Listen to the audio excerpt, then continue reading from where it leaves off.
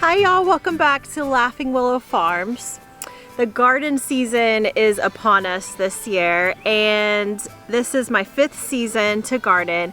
And while I'm still pretty new at it, just being 5 seasons in, there are several things that I have learned that I wish I would have known when we started. So this video is going to be on things they didn't tell you when you started a garden. I think it's nice because I'm still new enough that I'm learning so much that I'm able to say, hey, these are the things that now make more sense to do, but I'm not so into it that I'm a pro and I forget those things. I think that that can be kind of the problem as you learn more and you know more, you forget some of the simple things that are actually really important. So I'm gonna share some of those things with you. And Robert, while you're not exactly the gardener, you're more the muscle behind it. I'm hoping maybe you can weigh in on some of the just logistics of things. Okay.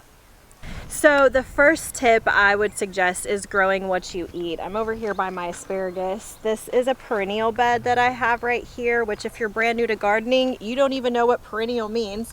That just means it's going to come back year after year. So I have strawberries and asparagus in this bed and actually this bed over here. And when I first started, I started growing things that I think I hear people talk about growing all the time. And then once you start to harvest those things, you have to figure out what to do with them. If it's not something you're used to cooking, then they kind of go to waste. And so I did learn pretty quickly, probably my 2nd or 3rd season in, oh wait, I need to grow all the things that I'm buying at the grocery store. So what I started to do was take note of what am I spending the most money on. Something that we actually eat a lot of in our family is asparagus. That's why I've devoted 2 beds to asparagus for us. Strawberries is another fruit that we grow a lot of. So us, we do a lot of zucchini. I actually have several beds that will be devoted to zucchini. I do a lot of onions. Those are things that we eat multiple times a week. So you will feel most rewarded if you grow the things that you actually eat. Growing what you eat. Oh, so good. There's nothing like asparagus right out of the garden. It's so good. That's so different. It's so different than the stuff you get. It's like you don't have tender. that whole rubbery bit down here. Look at it. Look how, I mean, it is so juicy right there. One thing I do want to note is we are at the beginning of our garden season and we are tripling the size of our garden. So as you see footage from the garden, this is a big work in progress that should be done in the next 2 weeks. So just to take note that this is not the way that it's going to be. So the next thing that's really important is knowing your first and last frost date. Now I will say anything you watch on YouTube probably talks about this. Maybe I just hear it more frequently now because I understand it, but I didn't fully understand that. I just kind of thought, oh, the weather's really warm, great, I can go and plant these things. But that's not the case. So you do need to know your first and last frost date. And then it really matters what you are planting. You know, for instance, peppers, they really need for it to be a little bit warmer. You want it to be where your nights don't drop below 50 degrees before you put them out. So even though you can put out your tomatoes, you might not be able to put out your peppers. So what I do is look at my last frost date, and then I look at a future calendar where you're able to see what they expect the forecast to be for about 14 days and make sure nothing is going to drop below the temperature that you're looking for that specific plant. So the next thing is kind of funny, but it's how many seeds you're going to plant. This is just a silly little side note, but for me, I thought that each seed would grow 1 fruit. So I literally thought like 1 seed was 1 zucchini. That's not the case. So 1 seed, of course, is 1 plant, and then from that plant, it's going to bear many fruits. So you really want to follow the instructions on the back of the seed packet. That's actually going to tell you all the information that you need to know. Okay, something else that's really good to know is that some plants are better to be started from seed earlier than putting them into the ground, and then others, they would rather be put into the ground to start their seed. So that's called direct sow. So things like cantaloupe, they prefer to be direct sown. Now, it doesn't mean that you can't seed start everything. Depending on your climate, it might be best. You might might have a really short growing season, but things like cantaloupe, they don't like their roots to be disturbed, so they would just prefer for you to go ahead and put the seed in the ground when it's time. So you really do have to kind of depend on your growing zone to know what's going to be best for those specific plants and those seeds. But I will say that I didn't know, hey, certain things, they don't like to be moved. So my first year to seed start, I seed started everything, and I had no idea that certain things would grow better just putting it straight in the ground. Oh, I didn't know that. Yeah, so then what happened is I did a little experiment with cantaloupe specifically, and I had put the cantaloupe plants out, and I also did it with zucchini. And when I learned this tip, I went ahead and put the seeds in, and I will tell you, those plants grew faster than the started plants. They actually went faster. It made no sense for me to take the time and energy to start those ahead of time. So I do think it depends on your zone. Texas has a really long growing season, so we're able to do that. If you're somewhere where it's really, really cold, you may need to take advantage of starting some seeds indoors. My next tip is label your seedlings and then label your plants. I know that sounds really silly, but I have done this multiple times. I even did it recently where I think, oh, I'm going to remember what I planted, or I'm going to remember everything in that row. I'll remember what I did. The reality is I don't, and until you get really used to identifying plants, and honestly, more than the plants, like the actual fruits even, you're not going to remember what's what. So it's definitely a good idea. Go ahead, just label where you're planting things and label your seed starts. Something else is if you are going to seed start, it's really important to harden off your seeds, which is what we're doing right now. And what can happen is they can basically get sunburnt if you don't allow them to get used to the climate and get used to the sun and get used to the wind, just the overall environment of being outside. They just might not do well. So you really want to take several days where you increase time every single day that they're outside until they get nice and used to being outside and being in the outdoors. I did not do that the first year that I seed started. I hardened them off, but I just took like 2 days to do it. That is not enough time. I would say half of them died when I did that. So you really do want to invest in the time to actually harden them off. Not this year too. I didn't know that. Was a phrase. Oh, that's right. Yeah, you were like, what? You were like, you doing? oh, I'm hardening them off. And I was like, what does that mean? Well, because I had you move them in and out when I was at a birth. Oh, yeah. Yeah, and you're like, what are you doing? It's like, why does it matter? Yeah. It's the same. Well, it's not the same temperature. It's warmer in there. Their right? leaves, yeah, it's actually warmer during the heat of the day. It's warmer in the greenhouse for so sure. the hardening is not temperature related? No, it's not temperature related. It's truly like environmental. Just like wind and whatever. Wind, water, sun. Mainly sun, but all of it. Leaving your baby outside in 70 degrees versus leaving your baby inside in 70 degrees. I don't know that you can equate that to a child. They are your baby seedlings. Hardening off our baby today. So you'll look at the leaves and they start to get, these are already like, because I've been doing this, they're a week in now. So they're starting to get like a thick waxy on all of them, which means that they're pretty much ready. Actually, I think I'm going to give them like one more day and then a night, and then they'll be ready to go. Cool. Okay, do you remember I did seed starting? My tomatoes specifically were like really tall and skinny. Do you remember that? Like they were brand new. They were really tall and skinny. I started them inside. I didn't have grow lights, and then I would bring them outside for a couple hours a day. Yeah. But long story short, very quickly they got very tall and skinny, and so that's called leggy. You'll hear some people talk about things getting leggy. The thing is that plants get leggy because they're reaching for the light and they're looking for the light. And so I've seen a lot of people start their seeds inside. That is kind of something that's talked about, like, hey, you can just start them in your kitchen. That's fine, you can, you just have to watch for them getting leggy. That doesn't really work for most people. So for me, I just kind of wish I would have known that, and I would have went ahead and invested in grow lights, because you spend all this time and money and effort and then you're not able to use them because they are not a healthy plant. So you really do want to have the proper elements for them, especially like the light, so that you don't get leggy plants. Or a greenhouse. You didn't use the light this year with the greenhouse, did you? I did not end up using the grow lights at all. I did in the fall because it's way too hot here for me to use the greenhouse in August. I mean, everything will just shrivel up and die. I can let it germinate out here I mean, I don't really know what the reason would be for that, because our greenhouse is like a temporary greenhouse that we set up. And so I'll probably just use the grow lights for my fall seed start. That's what I did this last year. But for the spring, we're starting so many more plants, and we have a greenhouse, and so it works really well. Worked so much better to have it out in the greenhouse. Yeah, that's nice. Yeah. Started with these 4 beds when we moved into this property, and I very quickly realized, hey, I want more growing space, but we hadn't prepared that. So I made a last minute decision at the beginning of the season to go ahead and do these 3 beds. These are still considered raised beds, but they're more in the ground. The downside is I was not prepared to fight the weed and grass pressure last year. We didn't have any of this. We had none of weed this. cloth. Yeah, so this year coming into it, we knew we wanted to use the weed cloth. Helps with weeds, helps with grass, just helps take a big workload off.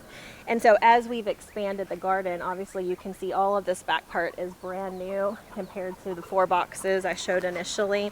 And so we're going to be using that everywhere this year. Another thing is that I had been taught to raise bed garden and these boxes, and so that's what I had Robert build me initially.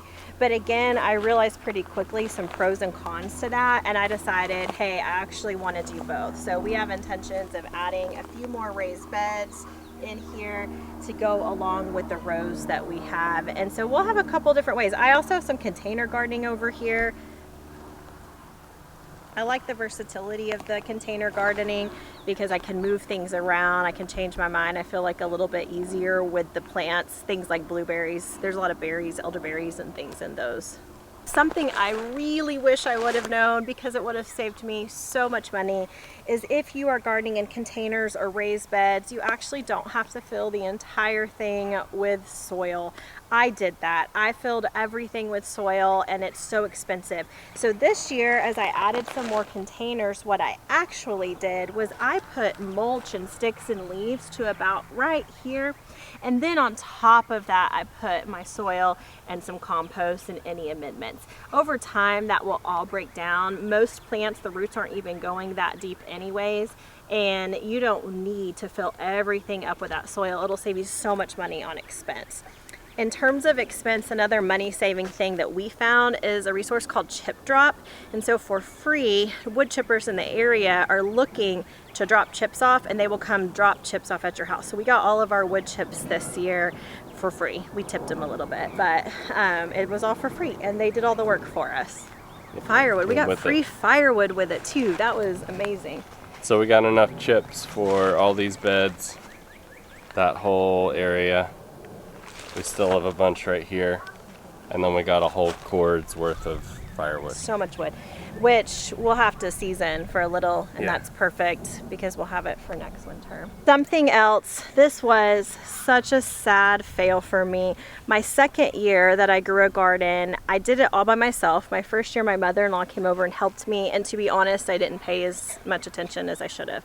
I did not realize you have to amend your soil. And what that means is you're adding nutrition back in. So if you come over here, I'll show you at the beginnings of some amendments here in these beds. I actually still need to work them in. This is just what's hanging out on top. But we've got some alfalfa. I've got some minerals that I put back in, diatomaceous earth, molasses, compost. We're adding all those minerals back in. Now, you can get really intense, and you can have all of your soil tested, and then that test will come back and tell you exactly what you need to amend your soil. For me, that felt a little overwhelming still as someone who's relatively new, and so for now I'm kind of just basically amending from people that I know in the area and what they say generally we're lacking in our area. Is this the last thing? No, there's 2 things. Okay. So last year we used soaker hoses for irrigation, kind of starting like what, mid-year, mid-season, because we got tired of hand watering everything, and it was getting a little bigger. Yeah. I didn't really know what I was doing. I just ran a hose, ran a soaker hose, ran like an S pattern with everything. If you do use the soaker hose, don't do that because your water pressure won't be equal everywhere. So start at the top and then fan out, kind of like this, and then run your rows down.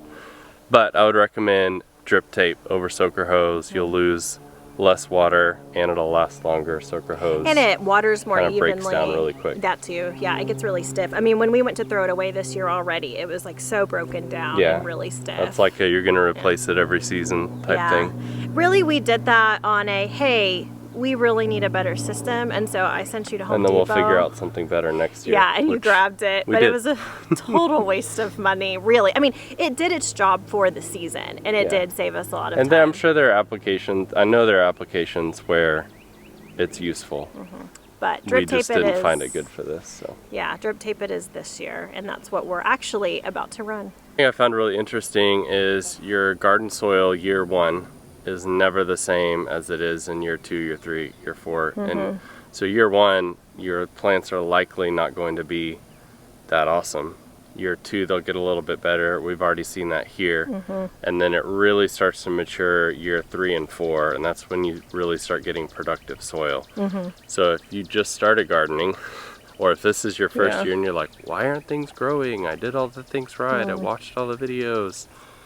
Your soil isn't mature yet. Yeah, it just takes some time for the soil to build its microbiome, its ecosystem, and to get more complex. And so it does take time for it to just even get like that light and fluffy that you sometimes see in people's videos or photos or pictures, or like what you buy straight out of the bag even is light and fluffy at first. It takes time for your soil to become that on its own. Like a sourdough starter. I guess so, yeah. Right? Don't they like mature and get better? Yeah, that's true. Like they get better and better. No, that's true. No, you're right. I just had to think about it. So something that encouraged me was knowing that it takes a couple years and that all my work was not lost if I didn't get a great harvest. So even in the fall this year, since we're new to this property, I grew a bunch of things knowing that I may not have time to deal with it or to take care of pest pressure or weeds or even, preserving the harvest if it was big. We grew things in order to just keep the soil moving. You're growing the microbiome. Yeah. You just don't see it. Yeah. So this could feel really overwhelming. I know for me, when I see pros or people who've been doing it a long time on YouTube and I see their great big garden, I think, oh my gosh, am I ever going to get there? And I know even looking at this garden compared to when I first started in my 3 little raised beds in our city garden, this would have felt overwhelming. So if you want to garden and you're like, I just need to start small, what I would suggest is take 1 or 2 things that you like to eat, research a lot about them, and grow those few things in a container. So you can use the grow bags like we showed you. We'll have a link for that in the description for you if you want to order some of the ones that we have. Something else that's really great is a Green Stalk. I'm always telling people, hey, you need to go and order a Green Stalk. We're not affiliates for that, but there are several people out there who are, and so you can go to their channel, support them, use their coupon codes. But that's a super cool thing you can use anywhere in your apartment, somewhere that you're renting, or if you, again, just want to learn. It's about this tall, and it's a tower, and it waters from the middle. I don't want to say the price because I don't remember. But a Green Stalk can be really helpful just to learn. I've seen people grow lots and lots of strawberries. So I would just suggest to start learning, start small, grow something that you're excited to eat, and research each item as you go. It will feel far less overwhelming. Well, I learned a lot. We definitely don't profess to be experts in anything that we're doing. We are learning a lot. We're definitely way further ahead than we were last year. So there's plenty of expert channels that you can go watch that have all the details. But like we said in the beginning of this video, when you've been doing something for a long time, a lot of times you forget those like little key things you just kind of take for granted. Oh yeah, of course we do that. And so we're running into those things, and so we're sharing those with you in these videos. That's what this series is all about. Just the little things that don't get mentioned a lot that we wish we had known when we started. Yeah, and if you have some tips that you wish you would have known when you first started that they didn't tell you, please leave them down in the comment section.